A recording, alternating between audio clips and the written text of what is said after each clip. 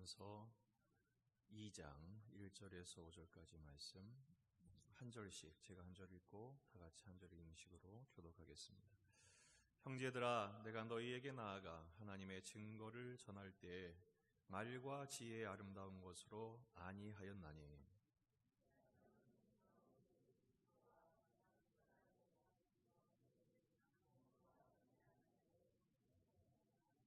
내가 너희 가운데 거할 때 약하고 두려워하고 심히 떨었노라.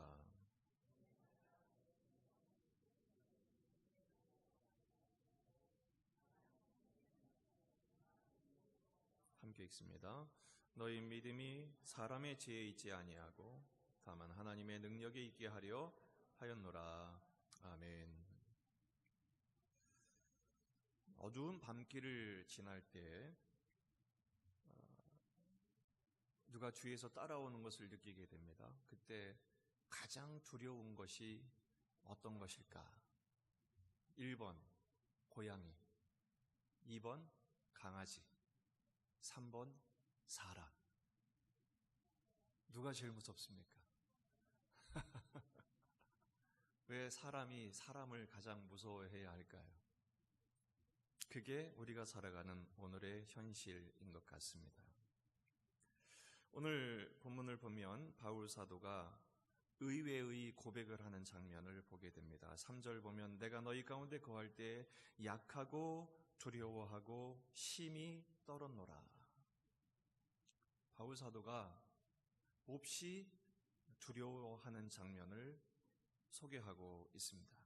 바울은 원래 이렇게 약한 사람이 아닙니다. 바울은 굉장히 강한 사람이었습니다. 여러분들이 짐작하시는 것처럼 그는 매우 강성이었고 심지가 굳건한 사람이었습니다. 그런 그가 말합니다. 약하고 두려워하고 심히 떨었다라고 고백을 합니다. 바울같이 강한 사람이 어떻게 이런 고백을 할 수 있었을까?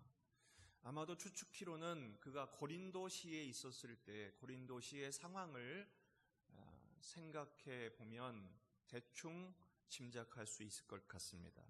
고린도시는 헬라 사상이 아주 강력한 곳이었죠. 헬라 철학이 가장 절정에 이를 때였기 때문에 철학을 논하고 웬만한 지식 가지고는 논쟁할 수 없는 수준이었습니다. 또한 항구가 인접해 있기 때문에 온갖 우상들이 가득해 있었죠. 영적으로도 강력한 도전이 있었을 것임에 틀림이 없습니다. 뿐만 아니라 도덕적으로 매우 타락해 있었습니다. 사랑의 신 아프로디테 신전이 있었고 거기 무녀들이 1000명이나 있었기 때문에 매우 도덕적으로 타락하고 고린도인이다 그러면 나는 음행한 사람이다, 음란한 사람이다 라는 고유명사가 붙을 정도로 고린도서 왔대 그런 사람 이런 정도로 고린도시는 유명한 곳이었습니다. 그런데 과연 바울이 그런 것으로 고린도의 강력한 영적인 도전과 그런 상황 때문에 두려웠을까? 저는 말씀을 묵상하다가 그런 것이 아님을 발견하게 되었습니다.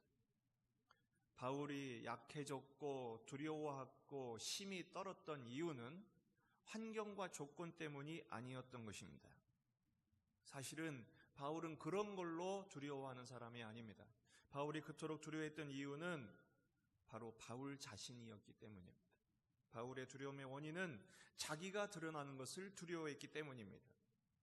무엇으로 알 수 있냐면 1절과 4절 말씀이 그 단서를 제공합니다. 1절을 보면 형제들아 내가 너희에게 나아가 하나님의 증거를 전할 때 말과 지혜의 아름다운 것으로 아니했다. 말과 지혜의 아름다운 것으로 아니했다. 4절을 보면 내 말과 내 전도함이 설득력 있는 지혜의 말로 하지 아니했다. 이렇게 말하고 있습니다. 바울이 의도적으로 노력한 일이 있었습니다. 그것이 무엇입니까? 말과 지혜의 아름다운 것. 여기서 아름답다는 말은 탁월함을 말합니다. 탁월함. 사실 바울 사도는 지식에 탁월한 사람이었습니다. 그는 최고의 철학을 공부했던 사람입니다. 학위도 있었습니다. 최고의 스승에게 수학했던 그런 사람입니다. 그러니까 고린도시가 원하는 철학적인 논쟁과 또 그들이 원하는 그런 변증과 이런 것으로 얘기한다면 오히려 바울과 코드가 맞았습니다. 그런데 바울은 그런 것을 하는 자신이 두려웠던 것입니다. 오히려 바울이 자신 있었던 것, 말과 지혜의 설득력, 그리고 그 아름다운 지식의 향연, 얼마든지 펼칠 수 있었지만 바울은 그것이 드러나는 것이 두려웠습니다. 왜냐하면 사탄의 유혹이 바로 거기에 도사리고 있었기 때문입니다. 사탄의 유혹이 무엇일까요? 사탄의 유혹은 이것입니다. 너의 능력을 보여서 너를 증명하여 너의 추종자를 만들어라. 거기에는 그리스도도 없고 거기에는 복음도 없습니다. 오늘 2부 때 임덕수 목사님이 사도행전 17장을 말씀해 주실 건데요. 이미 사도행전 17장에서 바울 사도는 큰 낭패를 맛보게 됩니다. 아레오바고 신전 돌 위에서의 그 반석 위에서의 논증 때문에 바울은 정말 자신 있었습니다. 시랍 철학의 본산지인 아테네에서 정말로 담대하게 철학적인 논쟁을 통해서 복음을 전하려고 시도했었습니다. 하지만 소득이 없었습니다. 겨우 몇 명만 얻었을 뿐이고 바울 사도는 그때 깨닫게 됩니다. 복음은 복음이요 철학은 철학이다. 예수님도 첫 번째 시험을 받으실 때 금식한 후에 받으신 첫 번째 시험이 무엇입니까? 돌이 변하여 떡이 되게 하라. 여러분, 굶주리신 가운데 돌을 만들어 떡으로 만들어 드실 수 있는 능력도 있으셨고 그렇게 한다고 해서 죄가 되거나 누가 되는 것은 아닙니다. 하지만 주님은 그것을 거부하십니다. 왜 그렇습니까? 주님의 능력을 보이시는 유혹을 떨치시기 위함입니다. 까짓거 돌을 떡에 만든 떡이 되게 하는 것 주님께는 아무 문제도 되지 않습니다. 하지만 주님은 자신의 능력을 드러내기를 원치 않으셨습니다. 바울은 그 영적인 지경에 도달하고 나서야 비로소 깨닫게 됩니다. 너의 능력을 보여서 너를 증명하여 너의 추종자를 만들어라. 이런 사탄의 유혹 앞에서 무너지지 않기를 애썼던 것입니다. 그 싸움이 얼마나 치열했던지 바울은 말합니다. 나는 약하고 두렵고 심히 떨었다. 여러분, 할 수 없는 것을 못하는 것은 그거는 어렵지 않습니다. 하지만 할 수 있는데, 나는 얼마든지 할 수 있는데, 나는 그것이 자신 있는데, 나의 긍지고 나의 장기인데 그거를 안 하는 것, 이것은 보통 어려운 일이 아닙니다. 그 유혹은 너무나도 어려운 영적인 전쟁이었습니다. 그래서 고린도전서 9장 27절에 바울 사도는 이렇게 고백합니다. 내가 내 몸을 처 복종하게 함은 내가 남에게 전파한 후에 자신이 도리어 버림을 당할까 두려워함이로다. 바울의 평생에 한 일이 뭡니까? 복음을 전하는 일이었습니다. 예수님을 전하는 일이었습니다. 하지만 그 복음을 전한 후에 스스로 자신을 항상 단돌이 한 것이죠. 복음을 전한 후에 내가 버림을 당한다. 여러분, 복음을 전한 바울이 버림을 당할 일이 있겠습니까? 구원을 받고 못 받고의 문제가 아니죠. 여전히 자기가 드러나게 될까봐 바로 자기 자신과의 싸움에서 자기를 철저하게 복종시켜 죽이게 하기 위한 바로 영적인 전쟁을 설명하고 있는 것입니다. 여러분, 신앙생활을 하면서 때로는 은혜 받은 자신이 자랑스러울 때가 있습니다. 하나님의 사랑을 받은 자신이 너무 소중할 때가 있습니다. 그것은 좋은 일입니다. 하지만 그것을 지나서 은혜를 주신 주님은 사라지고 은혜 받은 나만 존재한다면 오늘 바울의 고민을 다시 우리도 주목해야 합니다. 그래서 바울 사도는 오늘 본문을 통해서 두 번에 걸쳐서 강력하게 결단합니다. 두 가지 결단을 합니다. 오직 십자가의 복음과 성령의 능력만을 나타나기를 결단하고 있습니다. 첫 번째는 오직 예수 그리스도와 그의 십자가만 드러나기를 고백하죠. 다시 2절을 주목합니다. 내가 너희 중에 예수 그리스도와 그가 십자가에 못 박히신 것 외에는 아무것도 알지 아니하기로 작정하였습니다. 오직 예수 그리스도와 그의 십자가에 못 박히신 것 외에는 아무것도 알지 아니하기로 작정하였습니다. 다른 본문에서 바울 사도는 이 예수 그리스도를 아는 지식이 너무 소중하기에 그가 그동안 평생 쌓아왔었던 학적인 스펙과 그의 놀라운 학식과 그의 명함에 있는 수많은 이력서들을 배설물처럼 삭제했다고 소개를 합니다. 그의 인생의 내용을 오직 예수 그리스도와 십자가로 채웠다는 고백인 것이죠. 고린도전서 1장 18절 말씀을 보면 십자가의 도가 멸망하는 자들에게는 미련한 것이요 구원을 받는 우리에게는 하나님의 능력이라. 이게 바로 바울 사도의 고백인 것입니다. 21절부터 24절 말씀, 하나님의 지혜에 있어서는 이 세상이 자기 지혜로 하나님을 알지 못하므로 하나님께서 전도에 미련한 것으로 믿는 자들을 구원하시기를 기뻐하셨도다. 유대인은 표적을 구하고 헬라인은 지혜를 찾으나 우리는 십자가에 못 박힌 그리스도를 전하니 유대인에게는 거리끼는 것이요 이방인에게는 미련한 것이로되 오직 부르심을 받은 자들에게는 유대인이나 헬라인이나 그리스도는 하나님의 능력이요 하나님의 지혜니라. 할렐루야. 무엇이 하나님의 능력입니까? 그리스도가 하나님의 능력입니다.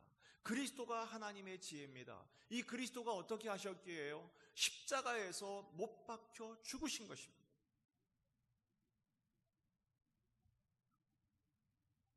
오직 십자가에 못 박혀 죽으신 예수 그리스도만을 드러내기 위하여 바울 사도는 말합니다. 나의 아름다운 말과 지혜를 금지했다 말합니다. 정말로 바울 사도는 그의 지식과 그의 철학에 있어서 탁월했던 사람입니다. 그래서 모든 목회자들의 로망이 누구냐? 바울처럼 되는 것입니다. 저도 한때 그렇게 기도한 적이 있습니다. 주님, 바울처럼 설교하게 해주세요. 바울과 같은 목회 영역을 주세요. 바울과 같은 선교의 안목을 주세요. 기도했었습니다. 모든 목회자들을 소망합니다. 여러분들도 그런 목회자들을 바라보지 않습니까? 한국교회 정말로 대표적인 목회자들, 박학다식하며 그 언어가 아주 수려하고 아름답고 모든 언변이 설득력 있고 감각 있고 또한 사람들의 마음을 알아주는 기술이 있고 심지어는 거기에다가 기적이 나타나고 능력이 나타나고 그런 목회자를 만나면 얼마나 좋을까? 그런 소망이 있지 않으십니까? 여러분만 그런 게 아니라 목사들도 그런 걸 소망합니다. 저도 그렇게 되기를 얼마나 바라는지 모릅니다. 근데 정작 바울 사도는 뭐라고 그럽니까? 나는 그런 거 원치 않는다. 나는 그렇게 되지 않기 위해서 두렵고 떨었다. 그런 나가 드러날까봐, 그런 내가 자꾸 나타날까봐 나는 심히 두려워하고 떨었다 고백하고 있습니다. 왜 그렇습니까? 십자가가 빠지면 아무리 아름다운 말로 사람들의 마음을 울리고 웃기는 능력이 있다 할지라도 그 순간은 감동일 수 있겠지만 사람이 변하지 않기 때문입니다. 저도 부흥의 수련회 좀 많이 다녀본 축에 속합니다. 제가 한참 학생 때는 여름에 수련회를 7개, 8개씩 했습니다. 그러니까 7주, 8주가 그 여름 방학이, 겨울 방학이 전부 수련회로 꽉 차 있었어요, 일정이. 방학 동시에 온갖 수련회, 부흥회 따라다니다 보면 다 끝나고 나면 개학이에요. 그런 정도로 수련회와 부흥회를 얼마나 따라다니는지 모릅니다. 가는 곳마다 은혜가 충만했습니다. 눈물의 도가니였습니다. 감동이 가득했습니다. 기적이 있었습니다. 그런데요, 사람이 바뀌는 건 또 다른 문제더라고요. 여러분, 사람 습관이 바뀝니까? 3살 버릇이 80까지 간다고 그러잖아요. 사람이 바뀌는 것은 그런 감동으로 되는 게 아니더라고요. 오직 복음의 능력만이 사람을 바꿉니다. 십자가의 사랑만이 생명을 살립니다. 그래서 바울 사도는 그것을 깨달은 것입니다. 다 해봤지만 그것이 얼마나 허무하고 공허한지를 알았기에 바울 사도는 고백하는 것이죠. 내가 복음을 전한 후에 도리어 버림을 당할까 두려워하노라. 그래서 날마다 자신을 쳐서 복종시켰다는 것입니다. 나는 날마다 죽노라를 외쳤던 것이죠. 내가 드러날까 봐 걱정하고 그것 때문에 몸서리치면서 떼굴떼굴 굴렀던 바울의 실존적 고민 앞에서 우리는 겸손히 무릎을 꿇어야 하는 것입니다. 여러분, 우리의 인생이 예수 그리스도만 채워지기를 축원합니다. 또 목회자인 제가 오직 예수 그리스도의 복음과 십자가만으로 채워질 수 있도록 기도해 주시기를 부탁합니다.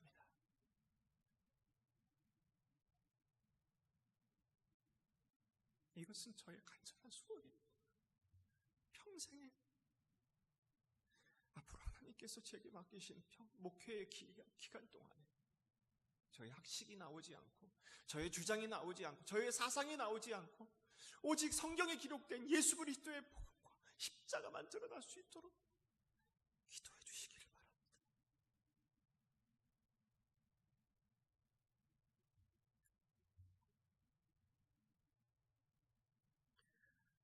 두 번째로는 다만 성령의 나타나심과 능력이 나타나기 위해서 그는 결단을 합니다. 4절 말씀입니다. 내 말과 내 전도함이 설득력 있는 지혜의 말로 하지 아니하고 다만 오직 성령의 나타나심과 능력으로 하여 그랬습니다. 너희 믿음이 사람의 지혜에 있지 아니하고 다만 하나님의 능력에 있게 하려 하였노라. 우리의 삶을 채우는 것이 예수 그리스도의 복음과 십자가라면 실제로 그 채워진 예수 그리스도가 드러나는 삶은 그 삶의 방식은 내 방식이 아니라 내 스타일이 아니라 오직 성령의 방식으로 되기만을 바울은 결단했던 것입니다. 고린도전서 4장 20절에 하나님의 나라는 말에 있지 아니하고 오직 능력에 있다고 선포하고 있습니다. 그렇습니다. 바울의 설교와 바울의 전도가 설득력 있는 지혜의 말로 되지 아니했다 그랬어요. 오직 성령의 나타나심과 능력으로 된다고 그랬습니다. 왜냐하면 예수님께서 그렇게 하셨기 때문입니다. 사도행전 10장 38절 말씀입니다. 같이 한번 읽어보십시다. 사도행전 10장 38절 시작. 하나님이 나사렛 예수에게 성령과 능력을 기름 붓듯 하셨음에 그가 두루 다니시며 선한 일을 행하시고 마귀에게 눌린 모든 사람을 고치셨으니 이는 하나님이 함께 하셨습니다. 예수님조차도 하나님의 아들이셨던 예수님조차도 하나님께서 예수 그리스도에게 나사렛 예수에게 인간 예수에게 성령과 능력을 기름 부어 주셨습니다. 하나님이 예수님과 함께 하시는 방식이 그거였습니다. 하나님의 아들이셨기 때문에 타고난 능력으로 하는 것이 아니라 성령의 능력과 성령의 권능을 부어주신 것입니다. 왜 그랬을까요? 우리도 그렇게 살게 하시기 위함이었습니다. 그래서 실제로 바울 사도는 모든 사역에 성령의 능력으로 했던 것을 고백합니다. 데살로니가전서 1장 5절 말씀입니다. 이는 우리 복음이 너희에게 말로만 이른 것이 아니라 또한 능력과 성령과 큰 확신으로 된 것입니다. 우리가 너희 가운데 너희를 위하여 어떤 사람이 된 것은 너희가 아는 바와 같으니라. 말로만 되는 게 아닌 것이죠. 우리는 말로 공언을 많이 합니다. 이렇게 하겠다, 저렇게 하겠다. 하지만 말로 된 것이 실제로 되는 것은 아무것도 없습니다. 여러분, 우리가 정치인들을 존경하지 않습니다.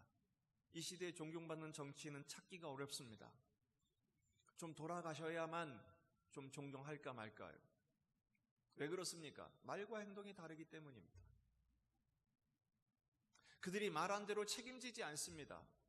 그렇다고 여러분 욕할 것이 못 됩니다. 왜냐하면 사람이 원래 그렇습니다. 사람은 말한 대로 살 능력이 없습니다. 그래서 예수님께서 성령을 보내주신 것입니다. 그래서 다른 보혜사이신 성령을 보내주셔서 하나님의 말씀대로 살 능력을 성령을 통하여 공급하기를 원하셨습니다. 오직 성령이 너희에게 임하시면 너희가 권능을 받고 그랬습니다. 그게 바로 능력인 것이죠. 우리는 종종 주변에서 성령의 능력에 사로잡힌 사람들을 보게 됩니다. 우리 남성들이 가장 고민스러워하는 것 중에 하나가 뭐냐면 술과 담배예요. 남에서부터 애초부터 안 하시는 분들이 큰 문제가 되지 않지만 오랜 세월의 습관이 쩌든 사람들이 그것들을 끊어내는 것은 보통 어려운 일이 아닙니다. 그리고 매년 매순간 결단하죠. 그래서 어떤 분은 그러더라고요. 저는 담배를 100번 끊었습니다. 그러더라고요. 100번 끊었는데 결국 101번째 또 실패하는 거예요. 나는 끊으리라, 나는 안 하리라, 나는 멈추리라 아무리 애를 써도 되지 않습니다. 그런데 놀랍게도 가끔 고백이 들려옵니다. 너무너무 신기해요. 생각이 안 나요. 왜 그러죠? 결단이 커서인가요? 대단한 의지가 있었기 때문일까요? 성령께서 감동하시면 놀라운 역사가 일어나는 것입니다.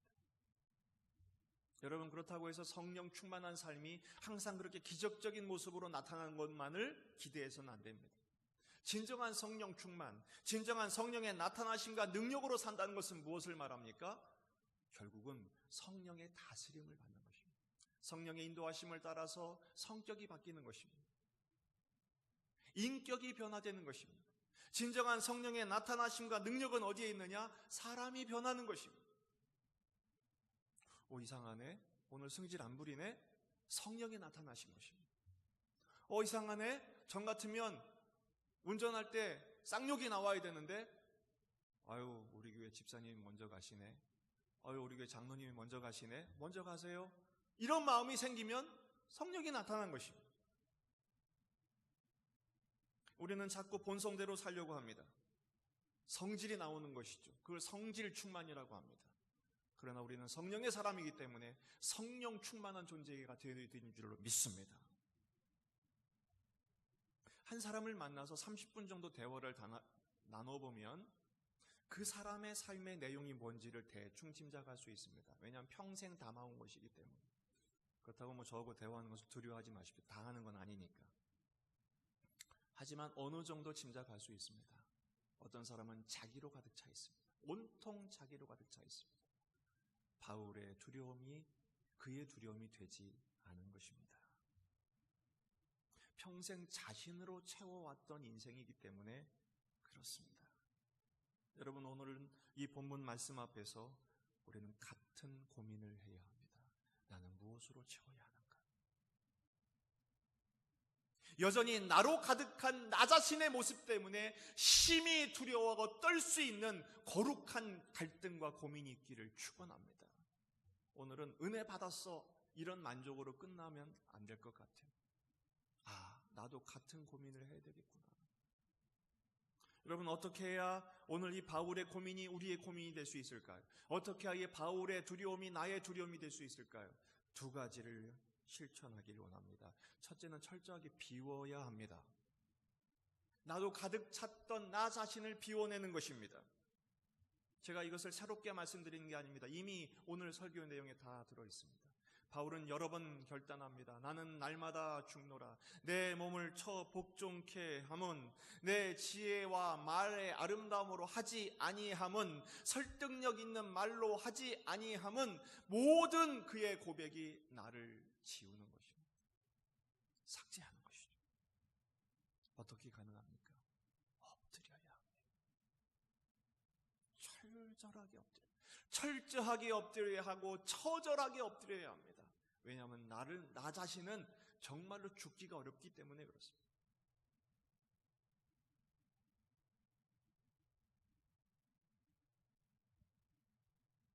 아까 밤에 제일 무서운 게 누구라고요? 개도 아니고 고양이도 아니고 사람이라고요. 어떤 사람이 제일 무서운 줄 아십니까? 죽은 줄 알았는데 다시 살아는 그거 정말 무서운 겁니다. 예수님 안에서 죽었어야 할 내가, 이미 죽은 내가 또 살아나는 모습을 보시고 두려워하셔야 합니다.